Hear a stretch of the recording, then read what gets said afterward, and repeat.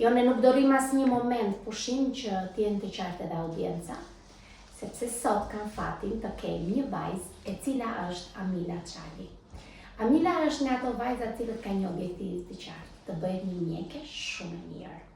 Dhe pse jo, do t'ishte fat dhe për nesër ndoshta do të kemi hapësira, do jemi dhe pa qef, na duhet një vajzë si Amila mjeke për të na qenë pjesë e sistemit tonë shëndetësor.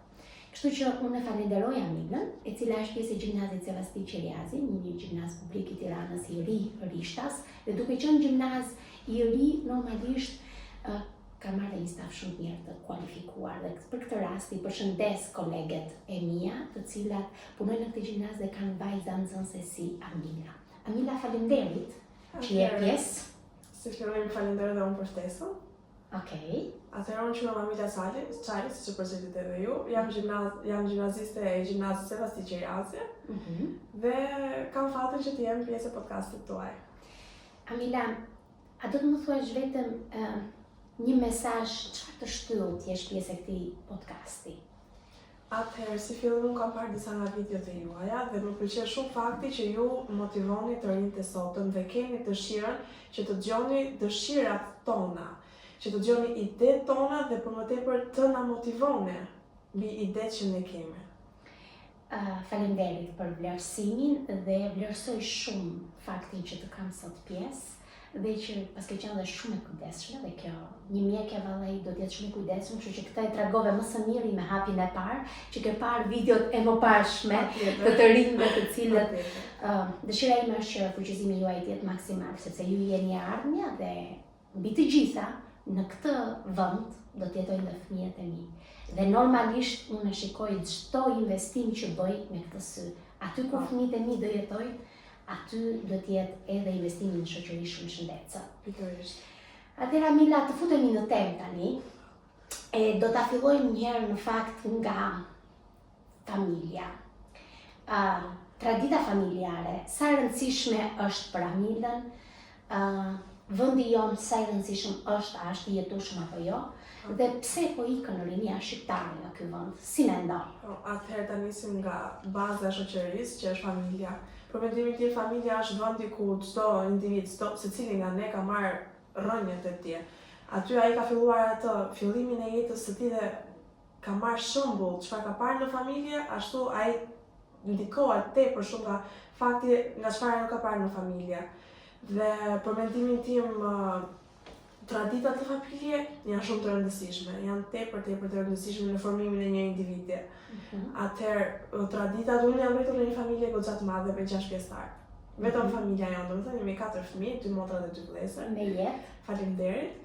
Kështu që gjithmonë në familjen time traditat kanë qenë goxha të rëndësishme. Gjithmonë ai respekti më të madh ka qenë baza gjithmonë. Dhe për faktin pasaj për Shqipërinë. Atëherë unë mendoj që të rinjtë shqiptar po bëjnë një gabim tepër të madh. Po japin më të mirën e tyre për të hikur jashtë, për të emigruar jashtë vendit. Për mendimin tim, nëse gjithë secili nga ne do jepte më të mirën e tij, por brenda në Shqipëri, të jepni më të mirën tonë për vendin tonë, për Shqipërinë tonë, atëherë Shqipëria do ishte shumë më lart nga realiteti që ne po jetojmë sot. Ne e kemi vetë në dorë që ta çojmë Shqipërinë më lart nga këtu ku jemi sot. Pasi e kemi këtë lloj mundësie, por thjesht po na rrëshqet nga duar dita ditës. Dhe për mendimin tonë ky është gjithë i faji jonë. Mi fjalë, më vjen mirë në fakt që dëgjoj një vajzë të re e cila ka këtë mendim.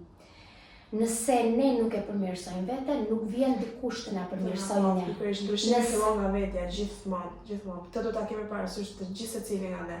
Nuk duhet të presim që të vijë dikush tjetër dhe të thotë shikoj, unë do ndryshoj botën tani apo do ndryshoj Shqipërinë tani. As pak, duhet të bëhemi ne të gjithë së bashku që ta ndryshojmë Shqipërinë, pasi nuk është se do zgjohemi nesër mëngjes dhe wow, Shqipëria pas ka ndryshuar, jo.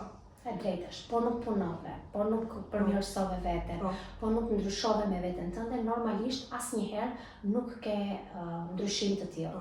Mos përgjigj nga të tjerë gjithmonë, pritet gjithmonë nga vetja ndryshimin në fillim.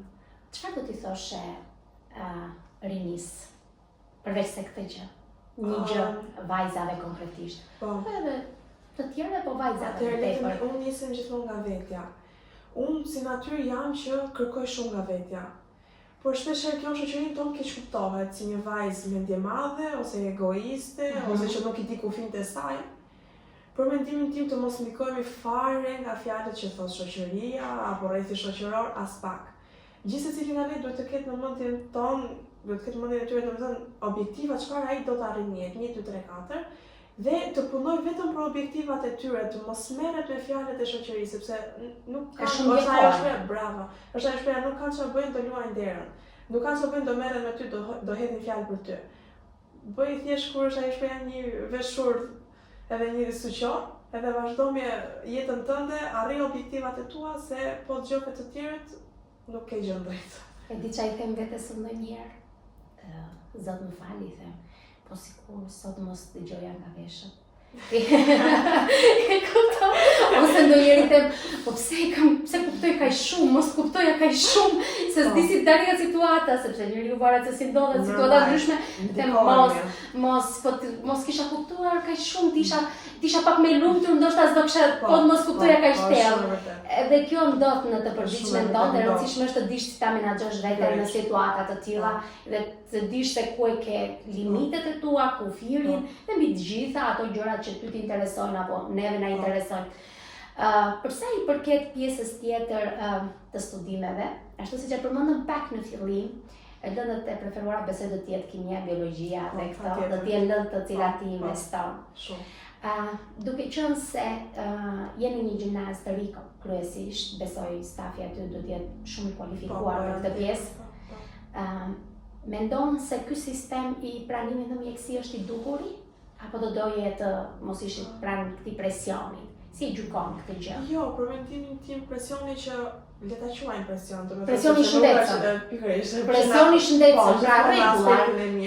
Rregullat. Po, për mendimin tim më mirë që na bëhet ky presion, le të themi në ditët e sotme, pasi nesër pas nesër ky do na vlej shumë, për mendimin tim. Por për pjesën e arsimit mendoj që kemi pak tepër teori. Jemi larg praktikës. Bravo. Për mendimin tim do ishte mirë ndërthurja pak më tepër me praktikën. Sidomos ne nxënësit që kemi vazhduar për shkencore, do ishte pak më mirë që të kishim më shumë praktikë. E drejtë është shumë e drejtë. Në fakt unë kam studiuar shkencat, fillimisht si fakultet, pastaj kam bërë ekonomikun më pas, por laboratori gjithmonë ka pas munguar. Edhe nga ana praktike gjithmonë kemi dalë pak dobët në ajo që na mungon. E drejt, për ata që na dëgjojnë, në fakt e mirë do ishte pak laboratore më shumë në shkolla, s'do e kishit keq, se tani nuk mund ta lëm një vajzë si Amila apo të tjerët që do të kenë dëshira, se I kemi këto kapacitete, jo se si kemi, po duhen tamam që të investojnë si duhet, të vijen në punë, të gjejnë mekanizmat për të vënë në punë. Rrjetet sociale, si të duken sot? Atëherë, është e vërteta shqiptare? Apo është maska? Fatkeqësisht është një maskë totalisht e gjitha nga fillimi deri në fund. Shumë të rinj të sotëm gënjehen nga ajo çfarë shohin në rrjetet sociale dhe mendojnë që ajo fotoja që një vajzë poston, nuk mendojnë që ajo e ka edituar një herë para se ta postojë atë foto apo ka vendosur gjithë ato filtra. Edhe thonë, po sikur ta kisha dhe unë atë bukurinë që ka ajo. Për mendimin tim e gjitha është një shtirje totale. Nuk është as pak realitete, pasi ne të gjithë jetojmë realitetin në jetën tonë të përditshme. Jeta nuk është ajo fusha me lule që ne shohim në rrjetet sociale. Dhe për mendimin tim kjo është një dëm shumë I madh që po I bëhet shoqërisë sotme. Nuk duhet që në rrjetet sociale të postohet vetëm ajo ana e mirë e jetës, sepse dikush që nuk e di gënjehet nga ajo çfarë sheh. E drejtë. Po, dhe thot, po pse prindërit e mi nuk kanë mundësi që mua të më bëjnë këto? Dhe këto futen në mes të debateve familjare. Debate familjare, ana psikologjike e fëmijës ka të bëjë shumë, sepse di që ne jemi në një moshë delikate tani. Edhe dëmtohemi edhe nga ana psikologjike tepër shumë. Është shumë e drejtë kjo. Është gjë e mirë. Ja do të tregoj një rast. Këtë vit klasa e vajzës time dhe shokët e saj bënin 10 vjeç. Dhe një ditë të bukur më vjen në shtëpi dhe më thotë që të lutem shumë, kur unë të bëj 10 vjeç, do të vendosim kodin e veshjes. Edhe I tash ku I ke parti këto dhe më tregoj këto rrjetet sociale dhe gjitha dhe ja kishin propozuar. E them më falni thash, si mundet ne të vendosim një dress code për fëmijët 10 vjeçar dhe si mund t'i detyrojmë ne këta prindër, e kanë apo se kanë mundësinë Po, patjetër. për të qenë pjesë e kësaj. Dhe i them jo, diklindja, nëse do të bëhet në mënyrë krejt rastësore, të pa planifikuar dhe prindrit të ndihen komod, Patjetër. të mos jenë, por e shikoj që kur do të shkojmë në ndonjë diklindje, jo brenda klasës, po dhe në shoqëri, në rrethin tonë shoqëror, vjen dhe më thotë, shiko se dress code ishte që duhet vishemi të gjithë me të bardha. Dhe kjo gjë, këto imazhe që njerëzit i duan për, më falni, nëse ne do shkojmë për të festuar apo do shkojmë për të fotografuar, unë se nuk e kuptoj. Si të detyruar. Po, të sillemi të gjithë njësoj. Të sillemi të gjithë njësoj. Nëse ti do të bësh një festë, do ta ndjesh atë festë. Bravo, do të sillemi të gjithë natyrshëm, do të del më e bukur. Më e bukur, por e shikoj që kjo po hyn sa po vjen edhe në një moshë më të vogël se ju. Dhe ndonjëherë shqetësohem për fenomenin më tepër, se ndoshta do kem aftësinë si prind ta bind që jo është gabim. Por jo, duhet bindur gjithë fëmijët e tjerë. Duhet një punë në grup. Duhet një punë në grup në këtë rast edhe jo individuale, se puna individuale bie poshtë shumë shpejt. Puna në grup, shoqëria, ju, gjithë kontingjenti është ajo që e forcon një shoqëri të shëndetshme.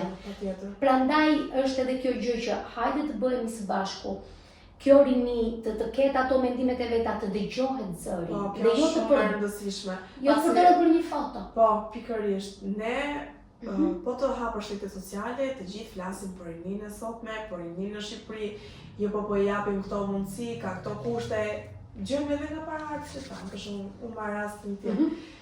Paraardhësit e mi gjyshja ime, për shumë, apo mosha e tretë që më thonë, jo, po, ju keni gjithë të kondita sot, pse nuk i bëni, pse nuk i vinin punë.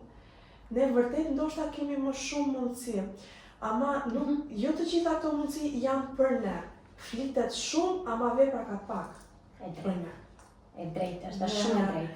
Po, për mendimin tim duhet që të jenë më krah rinisë të sotme. Më të mundohen ti kuptojnë dhe jo themi, po e di që ke drejt, po prapë bëje kështu si them unë. Okej. Në fakt, unë jam një person që kur më thonë bëje kështu si them unë, nuk ka shanse të ta bëj. Jo, duhet ta kesh të mirë argumentuar vizionin, unë ta kuptoj objektivën. Jam një person që marr ritmin shpejt. Të tregoj me sinqert, jam një zbatuese shumë e mirë. Por kur ti më bind, nëse ti më vë para faktit, bëje kështu si them unë, pa më dhënë të drejtën që të më dëgjosh, harroje se bëj ashtu siç më thot dikush, po sa ka si mua. Unë. Okej, një parim më bind të bindem. Okej, më bind, të lutem, më bind të bindem, është shumë e rëndësishme të bindin vetëm argumentat. Patjetër, normal. Të flasim pak për një gjë shumë të rëndësishme të kësaj shprehje? E di kush është? E vërteta. Sa e vërtet je Amila në jetën, në ato gjërat e tua, të vogla, në këtë moshë që ke? Sa e vërtet je? Atëherë, për mendimin tim, unë vetë si person preferoj më mirë të ta them të vërtetën, edhe pse ndoshta e di që mund të dembi pak, ama më mirë të dembi pak sot, se sa ti të jetosh në një jetë gënjeshtër, le ta themi, dhe pasi ta marrësh vesh të vërtetën, do të dembi shumë më shumë, pasi ke jetuar në një gënjeshtër. Do me thënë, për mendimin tim më mirë të jetosh të vërtetën edhe pse e hidhur, se sa një gënjeshtër të lumtur. Dhe preferoj gjithmonë të t'i them gjërat ashtu siç janë. I pëlqejnë apo nuk i pëlqejnë personin që kam përballë? Gjithmonë. E drejtë. Atëherë, do të them diçka këtë këshill nga këto vite eksperiencë që kam. E vërteta të dhëmb, por e vërteta ka kosto. Dhe kostoja varet si të bie për mirë, të bie për keq. Unë jam 99.9% e vërtet. Me 1% më bën të pavërtet kur gjykoj kur kam fëmijët e mi përballë. Asnjë tjetër. Okej, kjo prevalon, pra aty 1% që kjo prevalon mbi të gjitha objektivat dhe gjithçka që kam. Por tek të vërtetat mbaj mend dhe e kam të përjetuar në fakt, kam filluar po mirë, në qoftë se jam e bindur që kjo është e vërteta, unë ja them çdo kujt në sy, Patjetër, është rruga më e mirë dhe më e drejtë për mendimin. Ka marrë kosto patjetër. Patjetër. As nuk me ka interesuar fare, por kam parë që ka marrë dhe feedback pozitiv mbrapsh. Ndonjëherë kosto ballë për ballë nuk ka marrë. Po e merr E merr në mënyrë indirekte, ke ca goditje që ti si di fare nga të dhinë, ke ca gjëra që kur ti ja u thua të vërtetën, ata rrëzohen edhe thon u bë kjo të na thot ne të vërtetën, edhe kush është kjo në fund të ditës. Por megjithatë, di të them edhe një gjë tjetër që më e rëndësishme është që kur shkoj në shtëpi, jam shumë i qetë. Kur mbyll derën në fund të ditës, kur mbyll derën brenda portës time, jam shumë e qetë. Dhe duke bërë këtë dill të fortë me veten, nuk i trembem asnjë lloj gjëje. E rëndësishme është të kemi shëndetin, të gjitha gjërat vijnë vetë. Edhe kjo është një gjë shumë e rëndësishme për mendimin tim. Ka dhe nga ata të cilat në moment që futen në shtëpitë e tyre, fillojnë mendimet me kokë, e kanë mendimet aq të trazuara dhe aq lëmsh kur i thon, pasi nuk i kanë thënë gjërat ashtu siç janë gjatë ditës. Preferojnë që ta fshehin të vërtetën, ama ne nuk e kuptojmë për duke fshehur të vërtetën. Rëndojnë vetë. Rëndojnë dhe dëmtojnë veten tonë. E drejtë. Shumë e drejtë. Dhe kjo nuk është një pavarësisht se nuk është diçka si e lehtë, ama i bën shumë dëm vetes tonë, është diçka me një feedback shumë të keq. Pavarësisht se ndoshta nuk e kuptojnë tani, ama nesër pas nesër kur shohin pasojat, se ashtu bëhet ajo, nga pak bëhet gjëra madhe. E di çfarë them ndonjëherë kur shikoj ndonjë mik timin që kam quajtur mik në fakt. Edhe ndoshta në sy akoma mund të jetë akoma mik. Në syrin e tij. Por unë që e di të vërtetën tashmë që s'është mik, por bëj sikur është mik, se e mbyllim në sy. Andi i keqardhje në të raste. Se e shikoj që është zhytur në një botë të pavërtet, në një lund dhe s'po di si të dali dhe fillon gjë mekanizma andej këtej, ose ka njerëz që përdorin një shprehje për ça dhe s'ndo. Por, duke për qarë, varet sa e bën qarjen, se bie vetë brënda. Bie vetë brënda, kjo është gjëja më e keqe që ti mund biesh vetë brënda. Prandaj është problem shumë i madh edhe i shoqërisë sot. Se unë shikoj të rinj, të cilët më vjen keq ndonjëherë kur vinë edhe më thonë, mësuese se shiko se unë, e di çfarë bëjmë sot, ja bëm kështu shoqes klasës, se ajo thaktë të mendim. Pra, unë ndihem keq në këtë lloj situatash, se nesër mendoj do jetë fëmia im, nesër do jesh ti, do jetë tjetër, do ta gjithmonë veten në vendin e tjetrit. Po, patjetër. Dua të marr një mendim sinqert nga ty. Nga dallon zhgënjimi dhe lëndimi? Atëherë, për zhgënjimin, unë mendoj dallimi midis zhgënjimit dhe lëndimit që ndron këtu. Zhgënjimi është një proces që ne të gjitha hasim jetët e përditshme. Është një proces që kalon fare lehtë. E drejtë është. Po, ndërsa lëndimi është ndryshe. Lëndimi është një gjë të cilët ne zakonisht e marrim nga personat e zemrës. Nga personat të cilat ne nuk i presim që të na lëndojnë. Dhe lëndimi për mendimin tim është një gjë që nuk kalon fare lehtë. Ai të shenjë jetën tonë. Duam apo s'duam ne? E drejtë. Mund të shfaqemi sikur e kemi harruar atë lëndim që kemi pësuar disa kohë më parë. E drejtë. Ama vjen një kohë që ajo del në sipërfaqe. Duam apo s'duam ne, kjo është e vërteta. Kjo është e vërteta. Po. Dhe ne në familjen tonë kemi një parim. Gjithmonë t'i themi gjërat ashtu siç janë. Gjërat në sy. Kemi një lloj lëshmërie me njëri tjetrin, pasi nëse ne është vlerë shumë e fortë. Po. Në përsa. Pasi kjo, faleminderit. Pasi nëse ne nuk do kishim këtë lloj lëshmërie me njëri tjetrin, ne do lëndonim shumë më shumë njëri tjetrin. Por duke pasur këtë lloj lëshmërie dhe këtë lloj afirmiteti dhe me prindrit, pavarësisht se aty ka figurën e prindit e ka dhe nuk e luan topin. Por që në shumicat e rasteve dhe ato mundohen të na kuptojnë. Tepër shumë, po.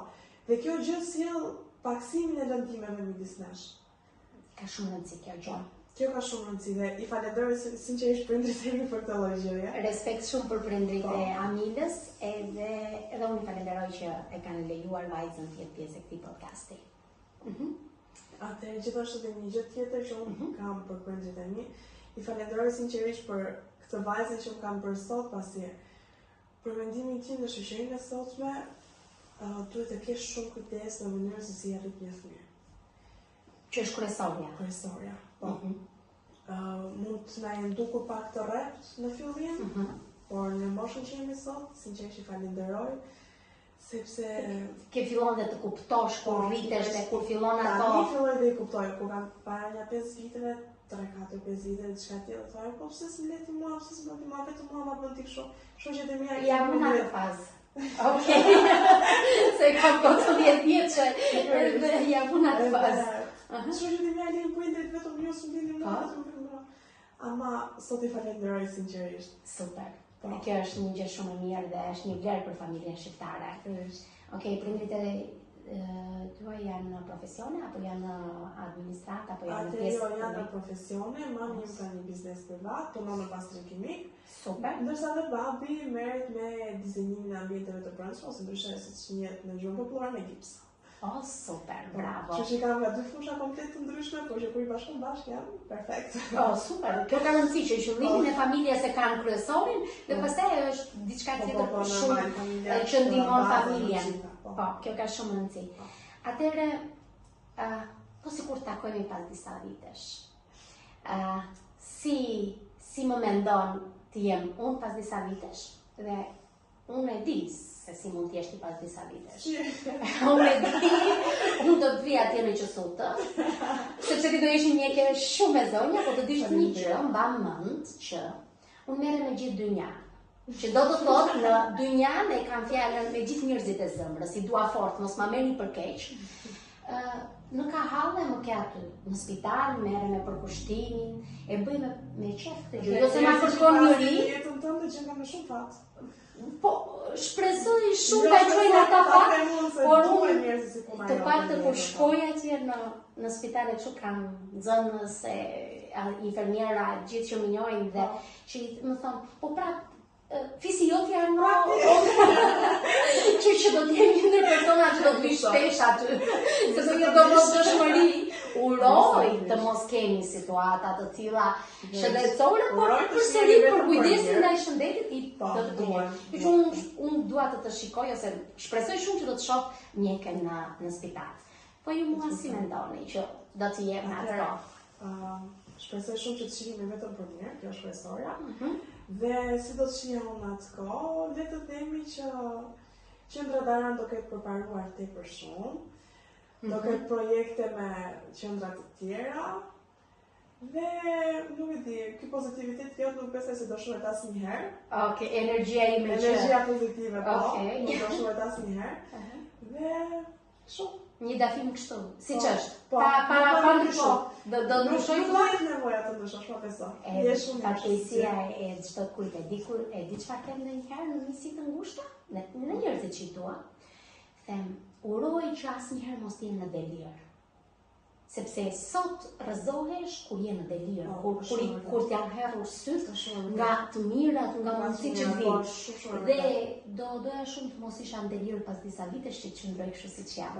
Të falenderoj shumë për kohën, për momentet e bukura që kaluam sot, për gjithë bisedën e këndshme dhe gjithë mirëshmërinë. Shpresoj që çdo mesazh joti të ketë një vlerë dhe të jetë e dura për rinin ton. Një mesazh ka shumë vlerë dhe mbi të gjitha Amilën e kam shumë gjanë dhe falenderoj. Faleminderit Amila.